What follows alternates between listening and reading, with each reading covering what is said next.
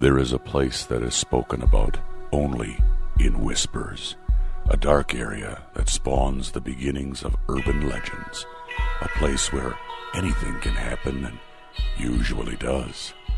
During the light of day, it hides just outside of view, but when the sun goes down, spirits, creatures of the night, roam free, and things do go bump in the night. It is in every state and every country, and there is no escaping it, no matter how safe you feel behind your locked doors and latched windows. So we invite you to turn down the lights and turn up your radio while we join Dave Schrader and Tim Dennis, your hosts, on a journey into the darkness on the edge of town. Hello and welcome. This is Beyond the Darkness. I'm Dave Schrader. That's Tim Dennis. We've got, halfway of the week already, Tim. Oh, yes. Wednesday. How did it go so quickly? The older you get, the faster it goes. Yeah, that's what it seems like. Yep. I wonder if there's a medical mystery behind that. We'll have to talk to our guest about that tonight.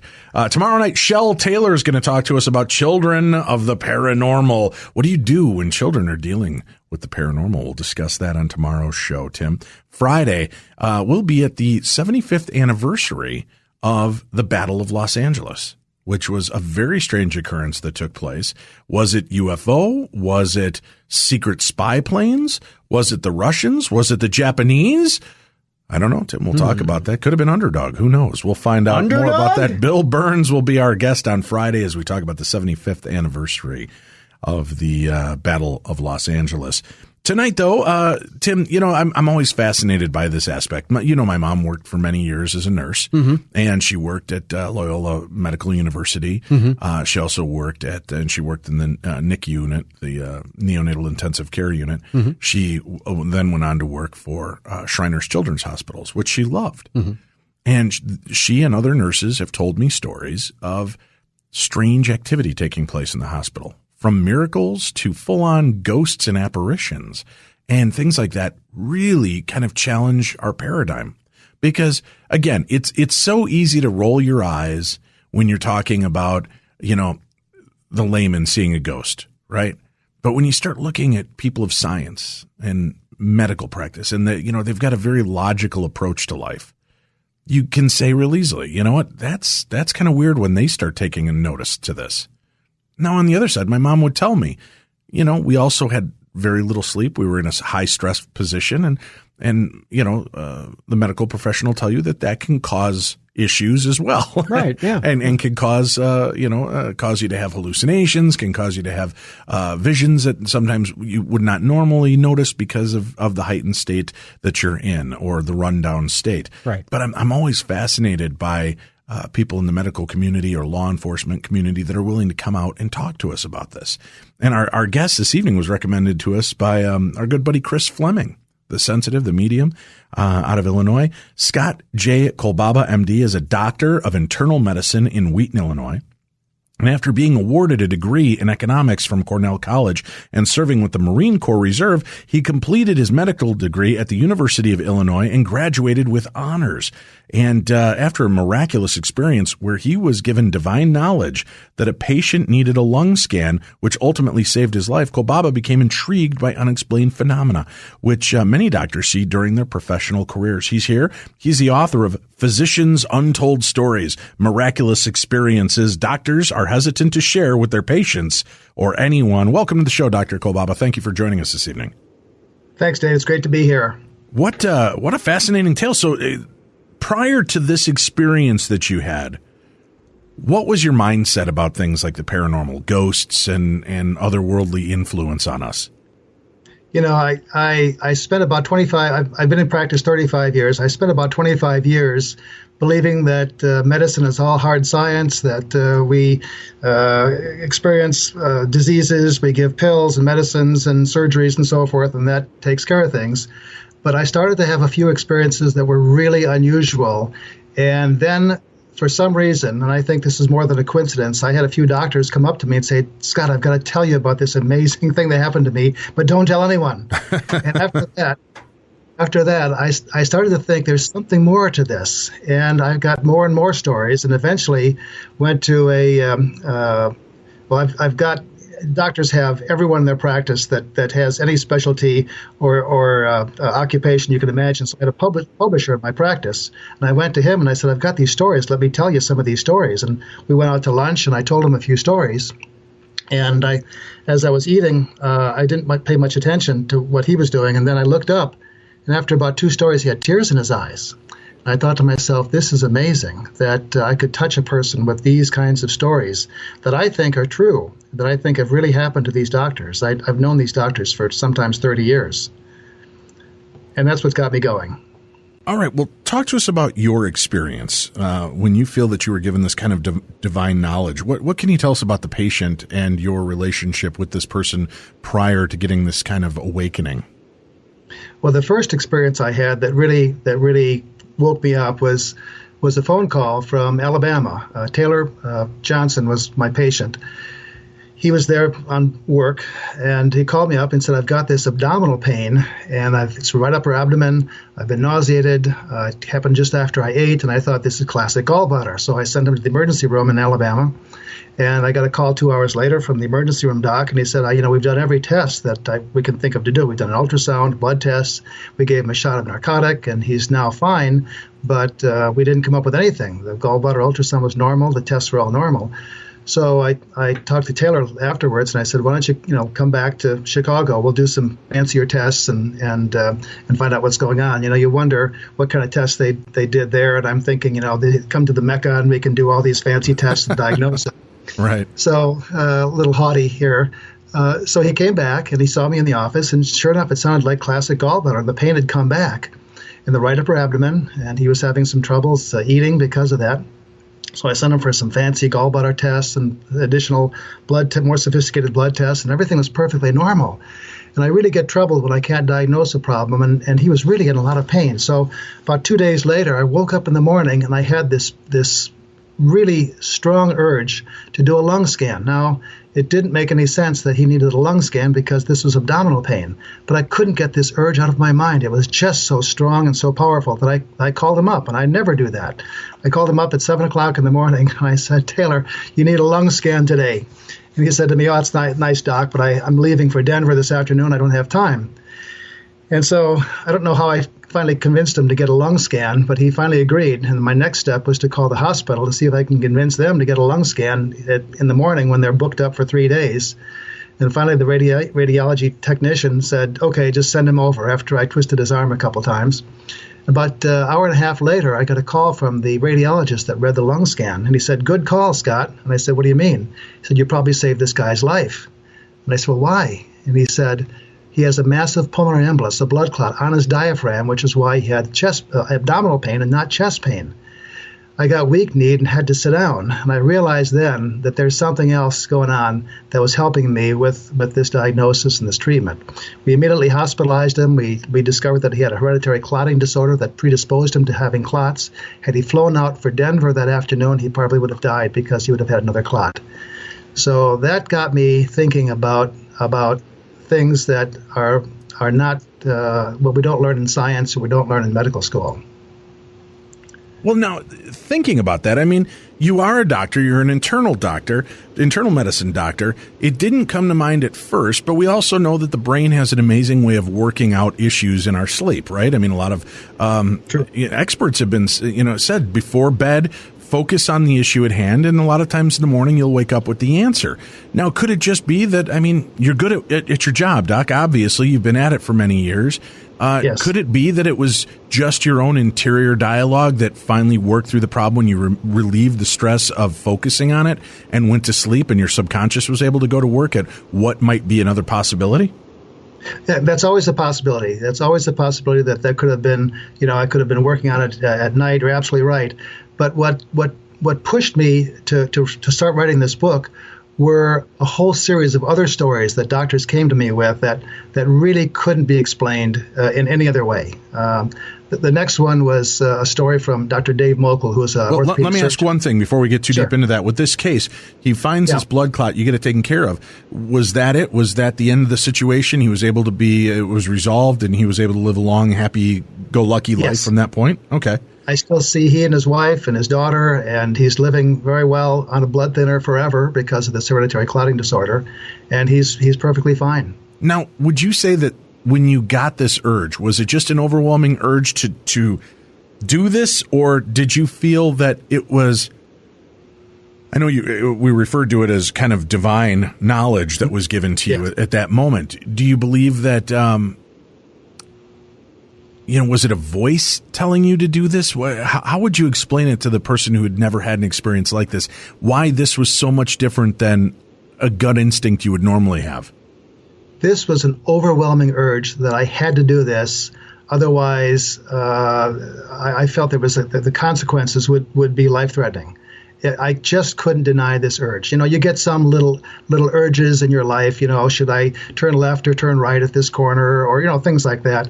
But this was just so powerful that I just couldn't deny it. I can't explain anything more than it was. I just had to do this, and it didn't make a lot of sense at the time. And I don't normally do that. I don't normally do things that don't make any sense. But this one, I just couldn't help. Now, on follow-up, and you're still friends with this guy, Yes. or know him at least. Is there something extraordinary that he's accomplished since that life-saving moment? Did he go on to create the better mousetrap or to cure cancer or something? Of that essence, why it would be so important that out of all of your patients, this one, divinely you were given the knowledge to heal him. What do you believe was the reason that this guy got the nod? He's an ordinary guy. He has a nice family. He has an adopted daughter from Russia that they are taking care of in a wonderful way. But no, there's nothing special. He didn't go on to become a senator. He didn't discover anything amazing. And Dave, that's what's I found in all these cases, in all these situations. These are people that are ordinary people. They don't have, in most cases, don't have any special quality. They didn't go on to do heroic or miraculous things. They're just ordinary people. And why they got the nod from above, I don't know. I can't explain it. That's part of what always fascinates me about these moments when a life is saved. I talked about my own experience of, I should have been dead numerous times, Doc. I died on the table during a standard knee operation. I tried to commit suicide as a teenager. It didn't go so well, as you can tell. I'm still here chatting with you.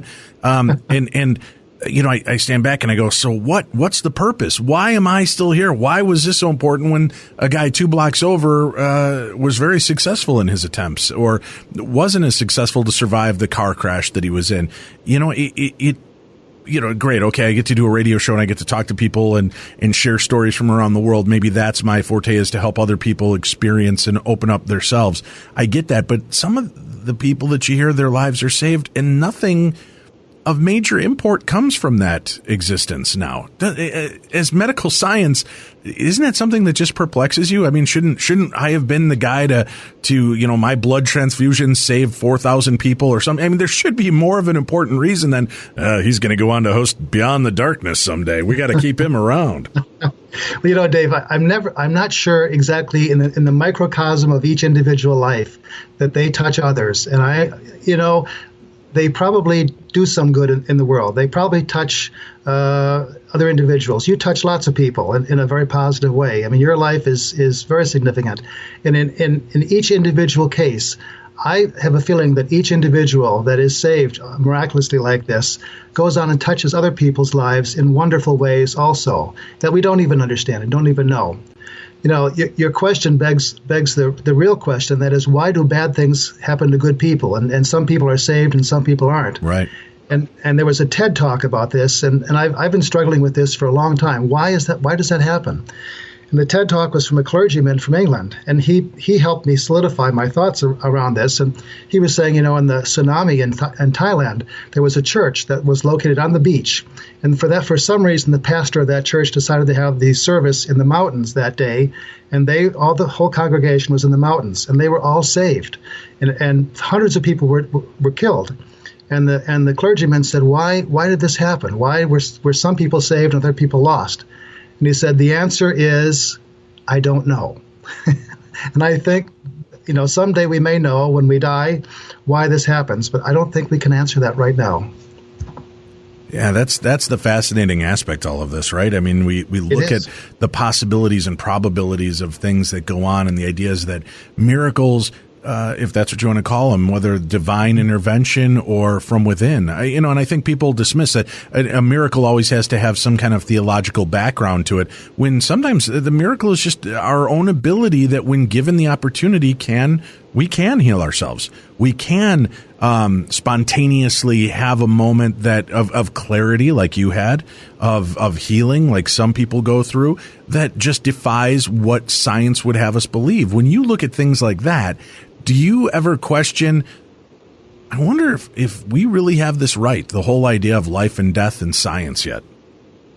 I don't think the point of my book, and the point of I think the whole series of stories that I have, is that there's some spirituality in medicine, that medicine is not all pills and surgeries. There's something else out there, and I think doctors are realizing that more and more. And I'm hoping that people will also realize that prayer, that love, that hope, that optimism makes a huge difference. And I think we're learning that more and more. There are studies of people praying for people in the ICU, and they don't even know who they're praying for, but they're praying for these individuals, and they get better quicker, and all kinds of things where people are optimistic when they have cancer. They do better than people that are not optimistic. So there's a whole part of medicine, I call it the spirituality of medicine, that we don't understand, and I think I'd like to get that out so people have some hope that if they're facing tough situations, that they can sometimes direct their own future and heal themselves. And it really happens. I've seen it. I've felt it. All right, let's continue talking about some of the cases that you cover in the book, or that you've collected, whether they made it in the book or not. We're fascinated to hear these stories. There's a number of stories. Let me tell one about one of my friends that did some missionary work in the Philippines. His name is Mike Hussey. He actually delivered one of our kids. He's a gynecologist. And he's what I call a sappy do-gooder. Most of the doctors in the book ended up being called sappy do-gooders, and I'm probably a card-carrying member of that organization also. And he liked to go to the Philippines and do surgeries on some of the women there that couldn't afford to have surgery at all. And they would wait for a whole year for this crowd of doctors to come and do their surgeries. And he had one lady that had a large fibroid uterus, which is a tangle of blood and mostly muscle in the uterus, and it made her look like she was pregnant. She was having a lot of pain associated with this, and he started to operate on her. And when he got in there, he realized that there was so much scar tissue that he couldn't get underneath the uterus. Normally, what they do is they lift the uterus up and tie off the blood vessels to keep the woman from bleeding. But there was so much scar tissue, he couldn't get underneath the uterus to lift it up and stop the bleeding. So as he's doing the surgery, there's more and more bleeding, and pretty soon he couldn't keep up with the bleeding, and he knew that he was in trouble. And all of a sudden, in this poor operating room of an 8-bed hospital, 25 miles from the nearest blood bank, and off in the boonies of the Philippines, he realized that she was dying, and he was trying to calculate in his mind how long it would take for her to literally bleed to death. And so all of a sudden in the operating room, everyone becomes quiet, and it's a eerie silence. Normally there's lots of chatter in the operating room. And so he knows he's in trouble. No one makes eye contact, and he looks down, and there's more and more blood coming out. The poor patient's getting more and more pale. And so he closes his eyes and said a prayer. Heavenly Father, this is your patient. You're the master healer. Please take over and help her. And he opens his eyes, and he's a little stunned initially because of the bright light of the operating room. And he reaches down, and all of a sudden he realizes something amazing has happened, that the scar tissue has melted away, that he's able to lift the uterus up, tie off the blood vessels, stop the bleeding, and finish the operation successfully. The woman lived. She was a little pale, a little anemic from the blood loss, but she survived the surgery, and she went on to live a normal, happy life. The scar tissue just dissolved.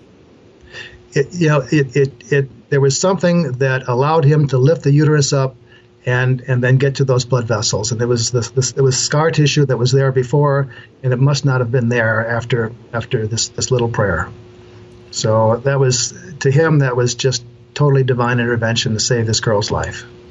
That, my mom, unfortunately, who we lost this last November to cancer, was about 20, maybe even 30 years ago. She had developed this large mole on her back, and it just seemed to keep growing. And, originally when she noticed it, it was relatively small, and then it was up to about a dime and then about a nickel in size within a month or two. And as you know, that's usually not a good sign. Right. You've got this weird shaped mole that's continuing to grow on your back. And Mom had a penchant for, positivity, but also, as you know, being a person involved in the medical field, not always the best at taking care of herself. Right. Doctors and nurses seem to be the worst patients, and that's not just a joke. That's a reality. And that is a reality. She was all prepped up. They had taken a look at it. They wanted to have her back in. They were going to biopsy it and go after it, and that really had her worried. And then one morning she woke up and was laying there, and she felt something hard on her back, and she rolled over, and there was this little hard raisin laying on the bed. And she's like, well, what the hell is that? And then at first she thought maybe it was a mouse turd or something. And she's like, oh, great. Do we have mice in the house? Am I laying on this? And she looks in the mirror, and the mole is completely gone off her back. There's no scar. Mm-hmm. There's nothing there. But this mole that the doctors had examined on a few occasions was gone. I mean, do moles just, they're there one minute and all of a sudden gone the next without leaving any kind of marking that they ever existed? That can happen. There's a number of explanations for that. One is that the body can, form antibodies against the mole suddenly and destroy it. That happens with melanomas and skin cancers in some cases. The other possibility is that she had what's called a seborrheic keratosis, which is a benign spot that looks like a crusty mole. Then that can fall off, but that usually comes back when it falls off. The top will fall off. So I think something happened to her that was amazing. Are you familiar? Are you familiar with? And I'm probably going to butcher it because it's been a long time since I've heard of it. But Barrett's esophageal Barrett's. Barrett's esophagus, right? Right. Mm-hmm. Can you explain to me what that is? That's a pre-malignant condition that's usually caused from reflux of acid into the esophagus, and it causes some burning of the esophagus.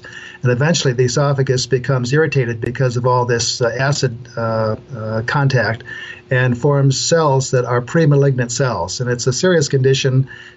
We usually watch people very carefully and treat them aggressively with medicines that will reduce the acid in the stomach. Right.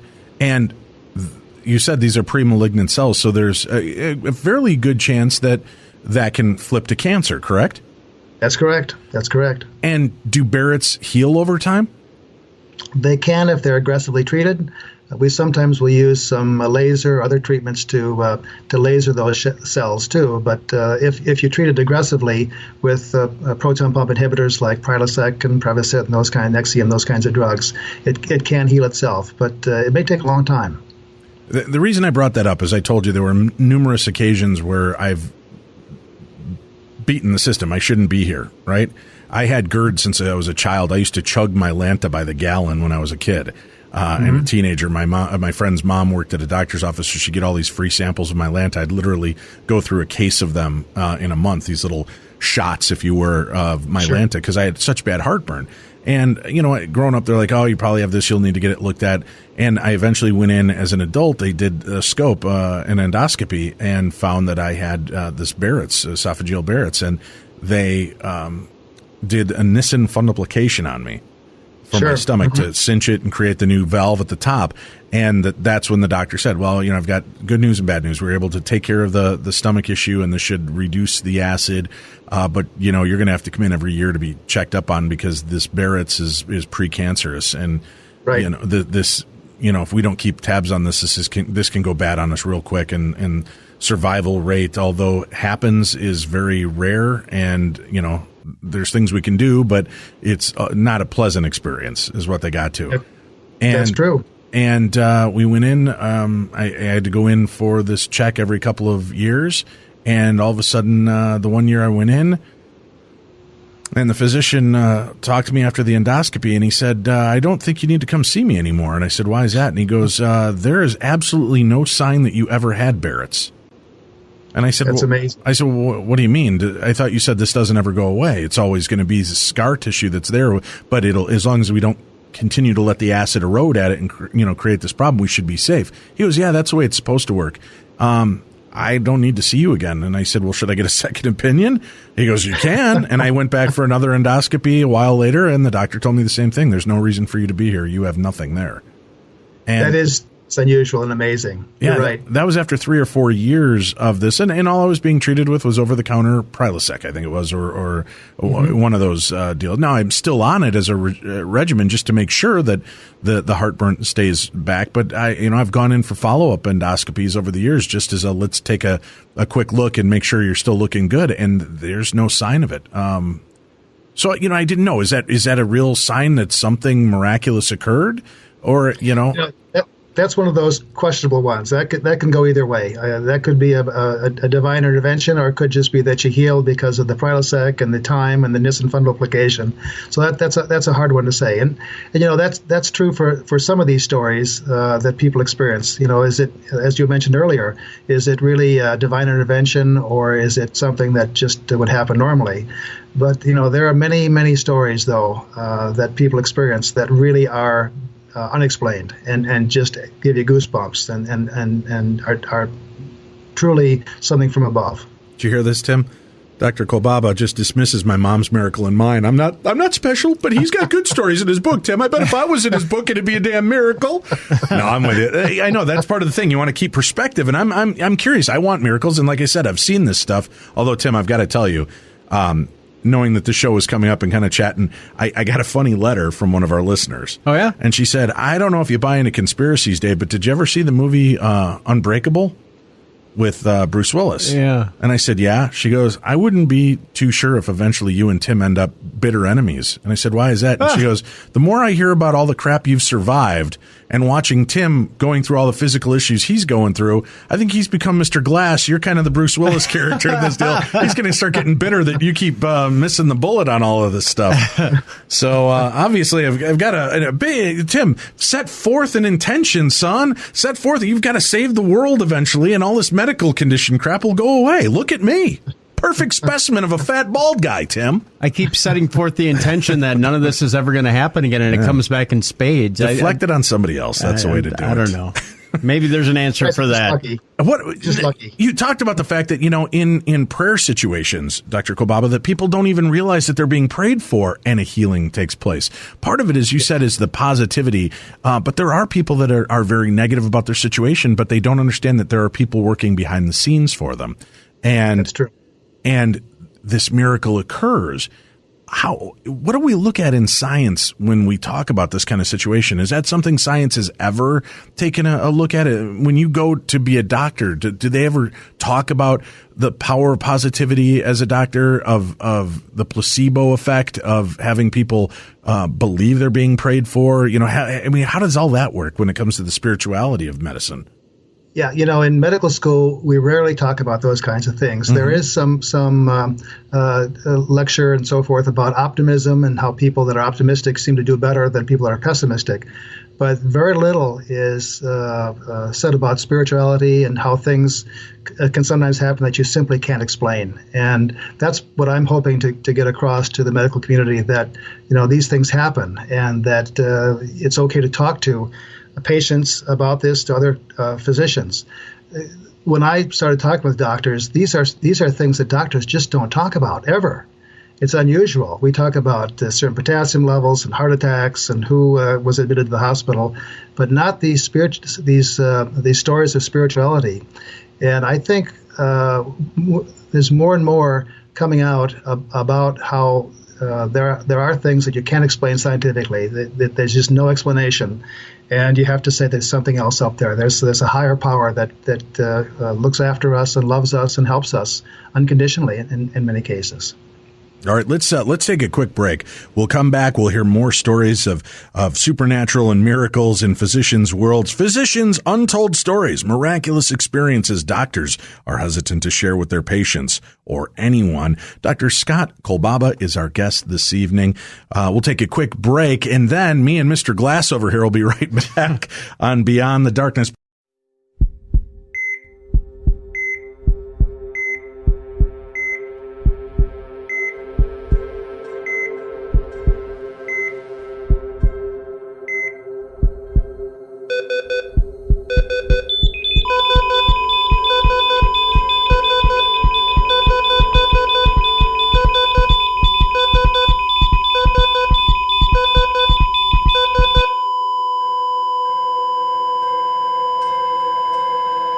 Beyond the darkness.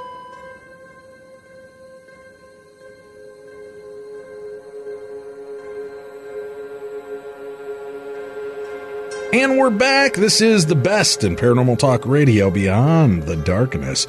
Tomorrow, we're going to be talking about children of the paranormal, and Friday, we'll celebrate the 75th anniversary of the Battle of L.A., War of the Worlds style, Tim. Aliens is invading, son. They are? Well, they did back now? Back 75 years ago. Oh. Yeah. So I do not really need to sound the alarm at this point. I don't guess. Probably plus, we have an amazing theater of the mind from an actual eyewitness that saw what was in the skies over Los Angeles. Whoa. Yeah. Digging back 75 years in memories. We are going deep, deep, deep, son, into the archives. I'll say. Or the darkives, as we like to call them here. Dr. Scott Kolbaba is our guest, and has probably one of the coolest names I've ever had a chance to say, Tim. It's very lyrical. It is. So he's back with us. He's the author of Physicians, Untold Stories, Miraculous Experiences Doctors Are Hesitant to Share with Their Patients or Anyone. Why would you be hesitant to share these cool stories with your patients? You know, these are ordinary doctors, Dave. They practice they practice all different specialties. And when you have a miraculous story, you see a vision, you have a dream about a patient, I think if that got around generally and patients found out that you were having dreams and visions and so forth, they'd say, this is a strange doctor, I'm going to avoid seeing him, which is why I had initially some trouble getting some stories from the docs because they were afraid to have anyone learn about this.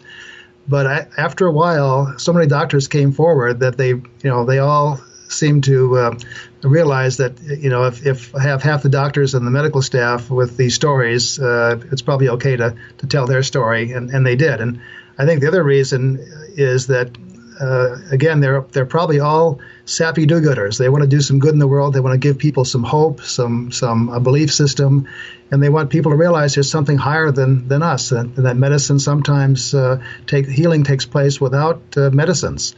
And I think that was the overwhelming hope that people would have hope from reading these stories, and it's come true. And the doctors are delighted. There's been no backlash or repercussion, and the whole medical community and the lay community has embraced this, and they love it. When the doctors come forward to talk to you, do they ask to remain anonymous, or have they been pretty forthcoming with letting you say who they are? Everyone came forward and allowed me to list their name except for one doctor who had this. The story was about this doctor who had a stroke, and he didn't want people to know he had a stroke. It's interesting, though, when we had our book launch, there were so many people there, and the doctors were getting so much recognition and notoriety that he came forward and said, I'd like to be included. Don't make me anonymous anymore. So everyone in the book is now named. And it's gratifying that there was no backlash or repercussion at all from telling these amazing stories. All right. When you're collecting these stories and doctors are coming forward to share these bits with you, do you ever hear a story kind of like I've shared with you tonight, a few ideas, where after they tell you, you're kind of like, well, Come on, that's not really a miracle. This has been known to happen. Have you ever had to confront them about these deals, or do you just accept the story as it is and let it be?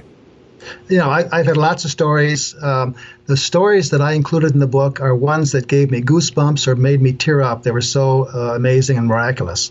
I heard lots and lots of stories, Dave, as you can imagine, and I didn't include all the stories in the book. I included about 30 stories that were just the most amazing stories that really couldn't be explained by anything else than just divine intervention or something that we just can't explain scientifically. All right, let's talk about some more of your favorite stories that you put into this book. And I know we're going to get listeners that are going to hit us up afterwards, and that we have doctors and nurses around the world that listen to the show. Is there a way they can write to you and share their experiences as well? Yes. I'd love to have doctors and nurses write to me. PhysiciansUntoldStories.com is our website. They can log onto the website and then indicate that they have a story, or they can write their story there. We're working on a couple other books, one for nurses and a second one for physicians.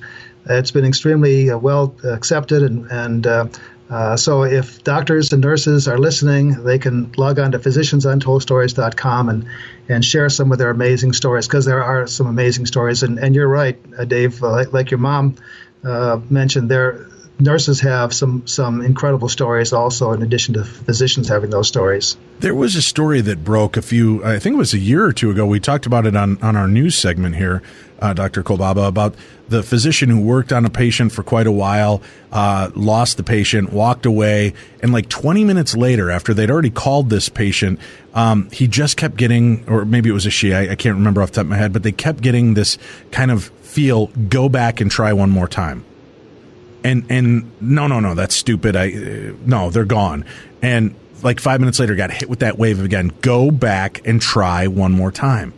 So the physician went back into the room after they called it. The nurses were kind of frustrated. He started CPR again, prayed over this, and this patient came back to life fully unaffected after, it was like 20 or 25 minutes after having been called dead. When you hear stories like that, I mean, how does that just blow you away, especially knowing how the body works and how that should not be possible? It shouldn't be possible, but it is possible. I've heard those stories from our ER docs here in our local little hospital, that the same kind of story, and it happens. And that feeling that you get, like I had when I decided to do the lung scan, you get that overwhelming feeling that you simply cannot deny, and you have to do something. And that's why those doctors went back. And I think that's nothing more than God or the power that's above us intervening in that person's life and literally saving that person. I can't explain it any other way.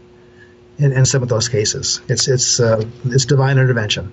All right, let's hear some more of those stories. Well, I've got there's an orthopedic surgeon who is also a trauma surgeon. He does back surgery, and he tells me a story. This is one of my first stories that really got me interested in writing this book. And we had a breakfast, and he said, I've just had something happen to me in Colorado that I have to tell someone, but don't tell anyone else. And so I said, sure, I'm happy to do that for a while. He was skiing in Colorado with his wife and his wife's sister. They got to the top of a mountain they weren't familiar with. A blizzard hit. The temperature dropped 40 degrees. The snow was coming down sideways and upside down and everything. The wind was blowing, and they had to ski down. So they could hardly see anything in front of them, but they started to ski down the mountain. They came to a patch of trees in the middle of the path, and they had to go to the right or the left. And Dr. Heim, the surgeon, went to the right, and the girls evidently went to the left, and he didn't realize that for a couple seconds. And by the time he realized that, he decided to ski through the trees to get back to the other side to meet up with the girls. While he was skiing through the trees in 5 feet of powder snow, and he's an expert skier, it was not a problem for him to do this at all, he suddenly felt this overwhelming sense that something dreadful was happening, that he was going to be called upon to do a life and death mission. And all of a sudden, there was a silence. The snow was coming down, the wind was blowing, but around him it was just silent. And it was an eerie feeling, he said. He couldn't explain it, and he just stopped skiing. He didn't know why he stopped skiing. He just stopped skiing. He took off his skis. He sunk down into the 5 feet of powder snow, took his skis off, and then started to walk in the opposite direction from where he was supposed to be walking to meet with the girls. He was walking up the mountain. He was walking and climbing and walking and climbing. He had no idea why he was doing this. until he came to a big pine tree. And when you have a big pine tree, there's a thing called a tree well, where the snow comes down to the base of the tree, and it's very shallow there at the base of the tree. Then it goes up to the sides where there was 5 feet of snow. And when he looked down, he realized why he was there. There was a body underneath the tree, covered with snow. He couldn't have seen the body unless he was right on top of the tree.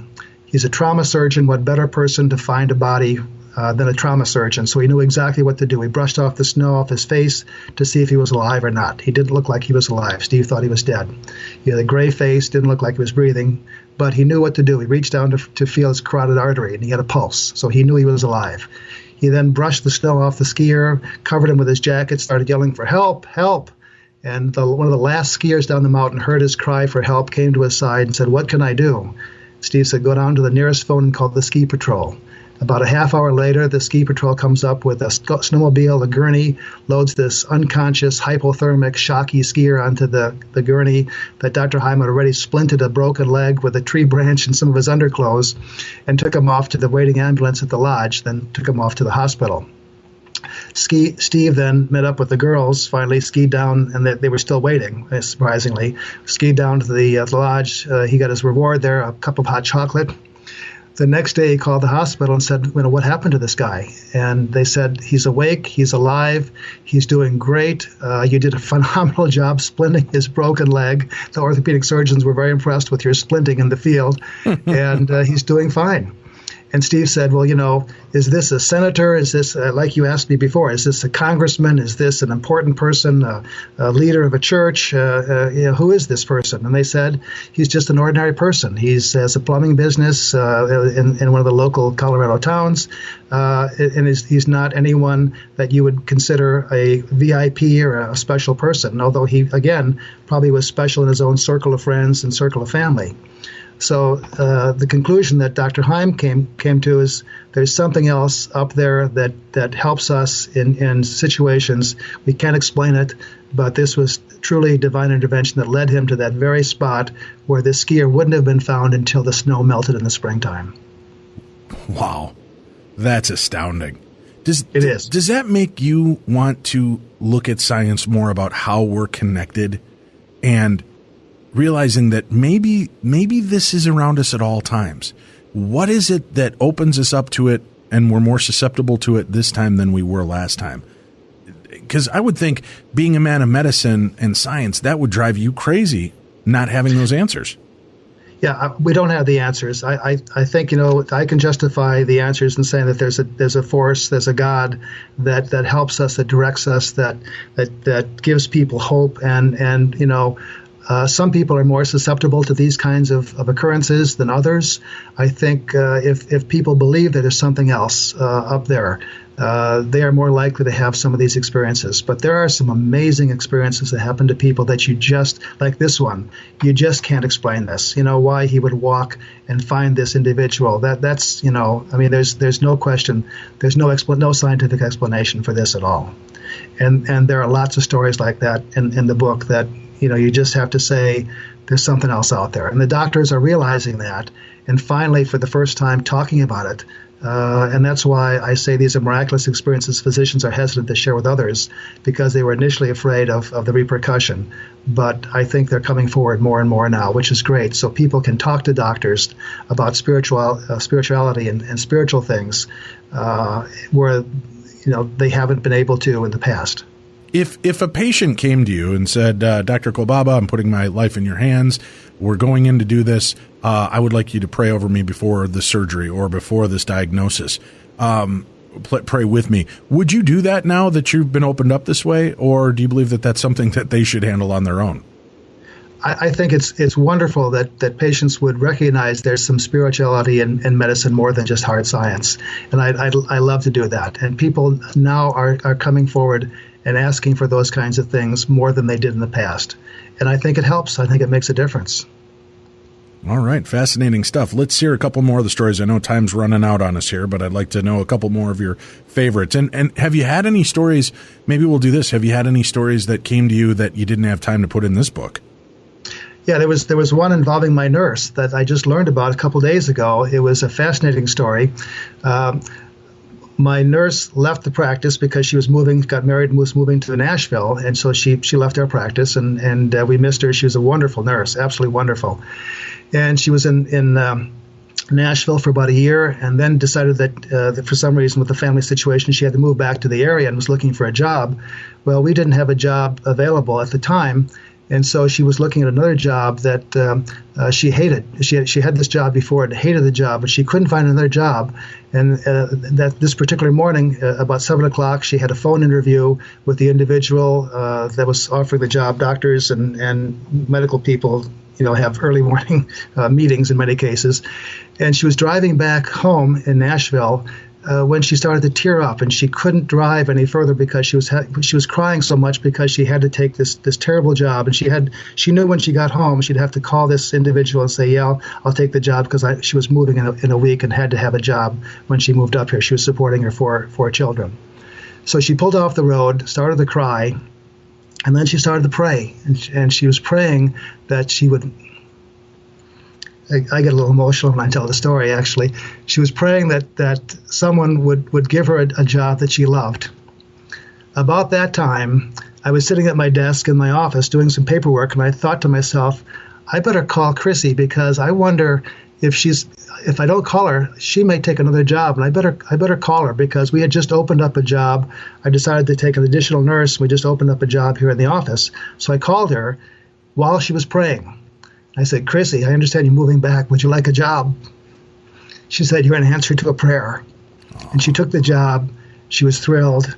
And I just can't explain that whole sequence. And I just found out about it. Chrissy was too humble to tell me the story. One of my patients had to tell me the story. And it's an amazing story. That's not in the book. That's awesome. Yeah, when things just come together, right? And you feel this. And, I joked around about the Mr. Glass thing and Unbreakable with Tim earlier. But, Tim, you've even had these experiences. We both have, right? I mean, my son was born almost 3 months premature. Wow. And his mother was preeclampsia and was, I think, liver functions were shutting down, all of this. And it all came together at like 1 minute. I was out in Canada at an event, and when she was put into the hospital, and at first they're like, no, she should be fine until you get back, and we'll induce labor and blah, blah, blah if she's not doing better. And they started, my mom out of the blue said, you know what, have them start administering this steroid right away, because that'll help the development of the lungs for the baby. And the doctors went ahead and started doing that. So it was on a whim before they even realized the danger she was in. And I got into town. They had just given her some medicine to calm her down and everything like that. And I almost want to say it was like an epidural, but it wasn't. It was something like that, though, that they wouldn't normally have given her. And then they got some readings back, and they realized how bad both of them were. And the doctor came to me and said, here's our situation. If we don't take this baby out now, I think we're going to lose both of them. Wow. There's a good chance we're going to lose your son, but Sonia should survive this, we hope. And I was left with this horrible decision. She's going to be really upset but they were saying if I leave this baby in there, she's definitely going to die. They needed permission to move forward on this. And I knew what Sonia would want is get the baby out and save this baby. And so we went ahead and did that. And they did an emergency C-section, popped the baby out. And within, 15 minutes after the baby was born, they had to hurry the baby off to go do whatever magic and black magic and voodoo they have to do to get a baby like that stabilized. They were having trouble with Sonia on the table. And I just went and posted to our social media pages asking for prayers and healing. And they had told us this is going to be a long row. Your child's almost 3 months premature. So what we usually say, the rule of thumb is, the kid's going to be here for 3 months, and then it's usually another 3 months after that, depending on how premature they are. It's usually however long, and then multiply that by 2 for how long they're going to stay in the hospital, because your kid has got to be able to maintain their own body heat, has to be able to suck, and be able to sustain food. And we threw out that prayer and healing request. She rebounded immediately, and we brought home our son 2 weeks after he was born.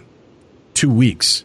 After he was born, 3 months premature. When they were expecting this baby to be in there for at least 6 months, we were home in 2 weeks after he was born, because and the doctors were dumbfounded by it. So I firmly believe in the power of prayer. But Tim, even for you, you've had some issues Where I've had a lot of issues, yeah. Where things turned around pretty quick. I mean, you almost lost your foot a couple times. I have. I've almost lost this this same Charcot foot that I have. This right Charcot foot. It was 10 years ago now. I believe we were when we were in between KLBB and K-Talk. and K-Talk. I had gone to a retirement ceremony for a colleague of mine over at Minnesota Public Radio. I had actually gotten blood blisters on the bottom of the foot before it was a Charcot foot. Both blood blisters had popped.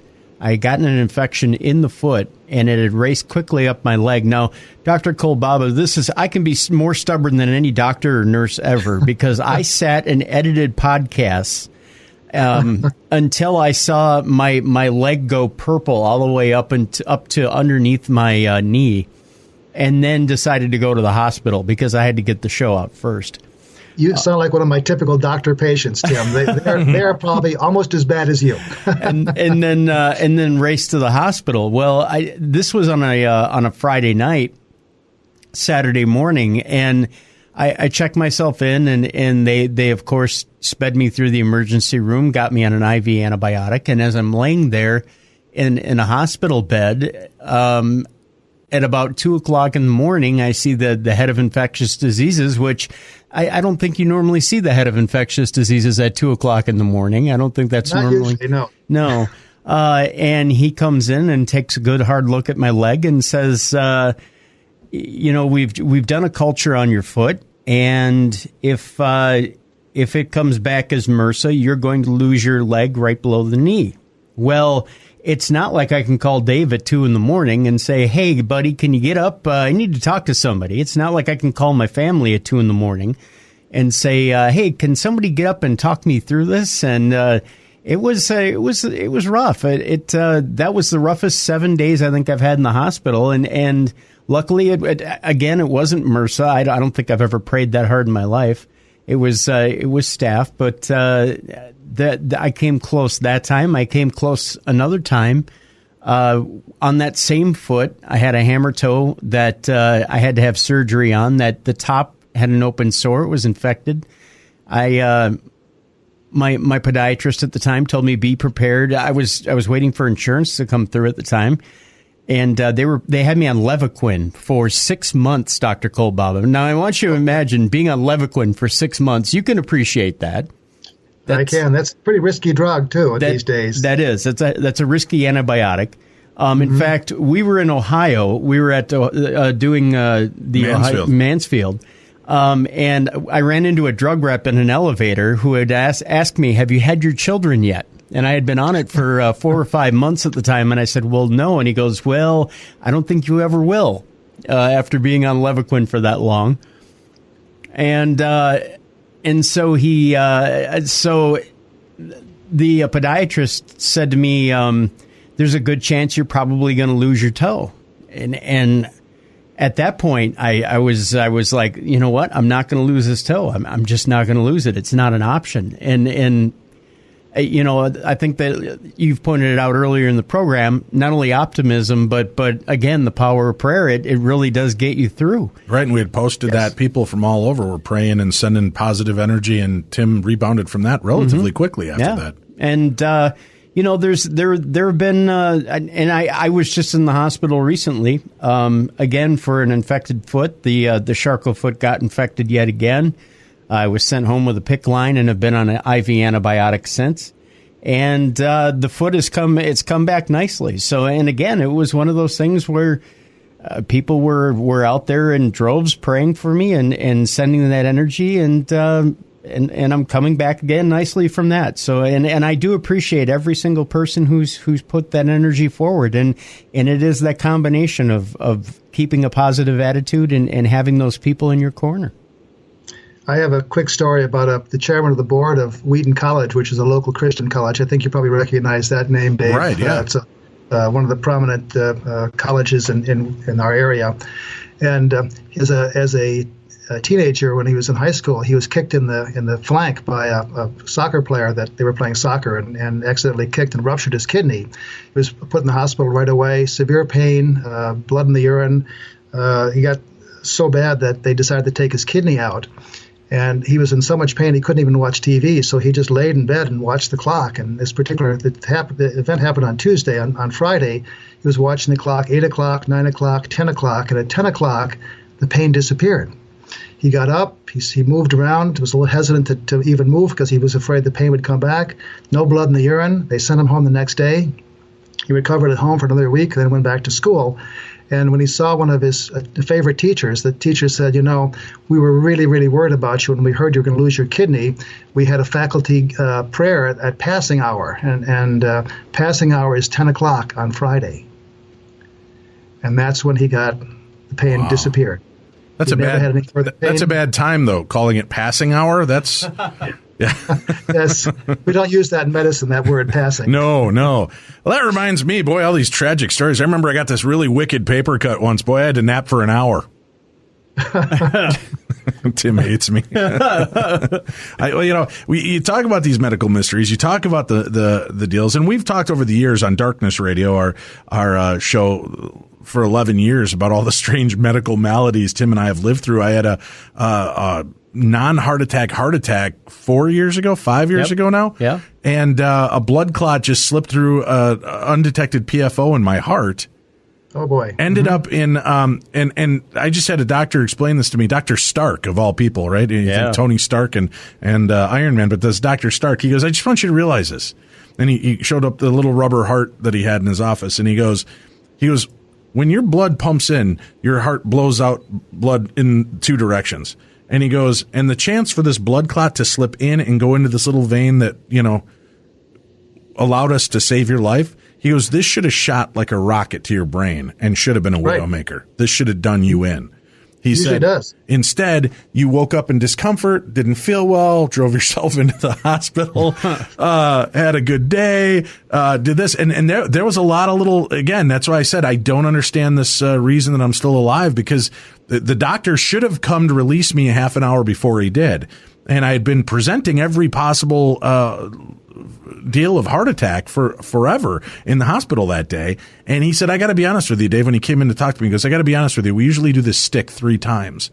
And he goes, I did it 6 times today. That's where they draw the gas, I guess, to see, because when you have a heart attack, you get this blood gas, and it'll tell you. He goes, everything you're telling me sounds like a heart attack, but the EKG is clear. The sticks are clear. I kept you a little longer than I should have. I should have been in here a half an hour ago, but I'm going to let you go now because you're not having a heart attack. And then I turned and I looked at the doctor and opened my mouth, and drool just started pouring out of my mouth. And I said, I feel like I just bit into a really ripe melon and my jaw's killing me. And the doctor shook his head and looked at the nurse and put his hand on my chest and leaned me back in my bed. And he goes, get him into ICU. He's having a heart attack. So had he released me half an hour earlier, the doctor said you wouldn't be here. But then Dr. Stark showed me just the possibilities. He goes, you had 2 ways for this thing to pump. 99.9% of the time it should have pumped straight up to your brain and done you in. He goes, this thing pumped into your heart and held it in this little artery that wasn't as important. And he goes, we went in there with a vacuum, sucked up the blood clot. You have no heart scar tissue. You have nothing. And for being a 45-year-old overweight guy, I expected it to look really bad in there. And he goes, and you probably have the heart of a 30-year-old at this point. He goes, so somebody's watching out for you. And I just, it's weird things like that. You just think, boy, that could have gone one way or the other horribly wrong. And then that, that brings the power of prayer. And I know I had family and friends, and I had posted it online what I was going through, and people were throwing all this energy out. But then when you talk about the power of prayer, you think of things like Polly Klaas and oh gosh, what is the other gal's name? The one girl that was found, Tim, do you remember? She was found in the tent after all that, she had been kept captive for so long. Yeah. And I can't recall her name, but when they finally found her, they were standing up there on the dais kind of talking during this newscast, and next to him is next to the father is the father of Polly Klaas. Right. And they said something along the lines of, he goes, well, we've been praying for this for years, and it's a miracle. And Polyclass's dad, I guess, said something along the lines of, I guess your prayers are just better than mine, because his daughter was not found alive. And it begs the question then, why do prayers, why are they so effective in one case and completely ineffective in others? How does this work? It's such a mystery on why this happens the way it does. And I think that's what confuses people when you look into the idea of miracles. Yes. I mean, we have no explanation for that. I don't think anyone has an explanation for that. And that's where this TED Talk was so interesting, because the clergyman that gave the talk said, we just don't know.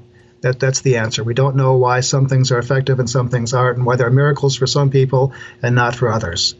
But I think if we really believe that there's something else out there, and pray or meditate or whatever it is that you do for the being that you believe in, I think things happen that are strange and wonderful and amazing, just as you mentioned in your life, both of your lives. Do you ever see full reversals of a medical condition that shouldn't happen because somebody Absolutely. Is praying and doing something like that? Sure. There's a story in my book about Barbara Kaminsky, who lived in Wheaton a number of years ago, and she had progressive MS and was getting worse and worse. She ended up with a collapsed lung. She couldn't walk anymore. She had a tracheostomy tube in so she could breathe. They put her in hospice, which usually when we put a person in hospice, we certify that they're going to live only 6 months or less. Her minister saw her, Minister Bailey is his name, and thought that he wouldn't see her alive again.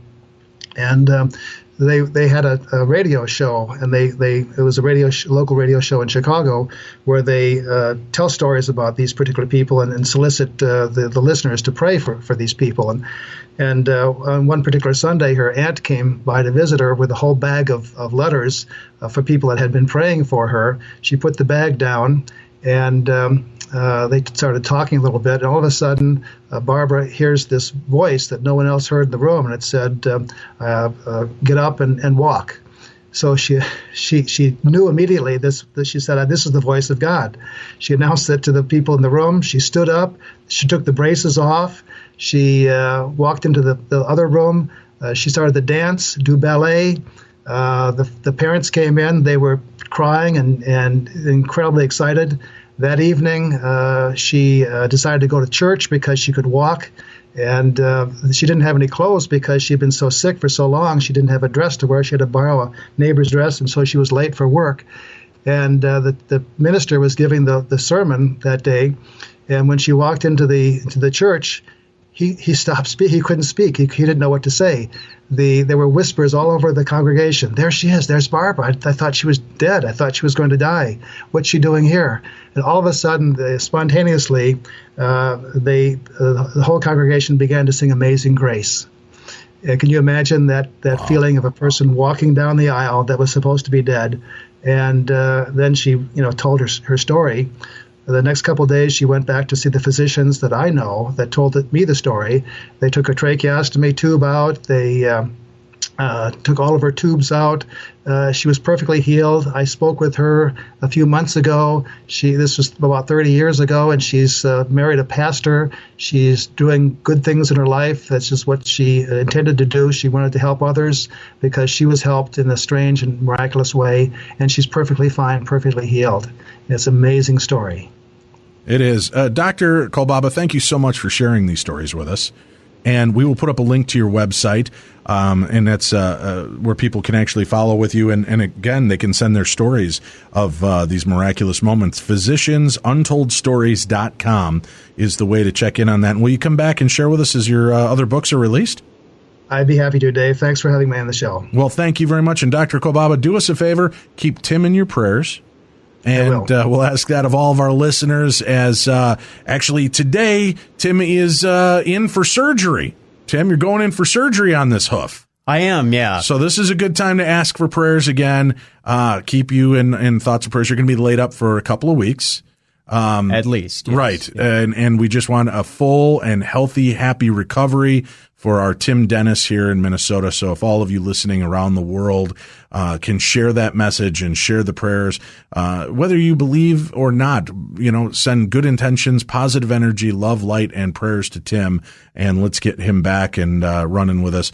The magic of podcast is Tim will be with us the next couple of days on the show and into next week, and hopefully we'll get him up and healthy again, so he's back on the show doing what he needs to do. There you go. Sound good, Tim? Sounds good. So keep a positive light going, Tim. Keep your chin up. And let me add this. This is a positive step. A lot of people may think that this is a negative step, and it's actually a positive step. What I'm doing is I'm actually getting a flat foot. So I'm moving forward. Yeah. I'm moving forward with my life, folks. This is not a bad thing. Right, and it's all baby steps right now. He's getting better. We just need to keep sending him strength and encouragement and love and light because, doing all the medical issues that Tim's been through, he's kept a pretty good sense of humor about it, but it can wear you down and break you down. And I know that I've seen those cracks from time to time, and he doesn't always share it publicly, but if you can keep him in your thoughts and prayers, folks, that'd be the best way to do it. We'll be back tomorrow when we talk with Shell Taylor about children of the paranormal here on the best in paranormal talk radio. You've been listening to Beyond the Darkness.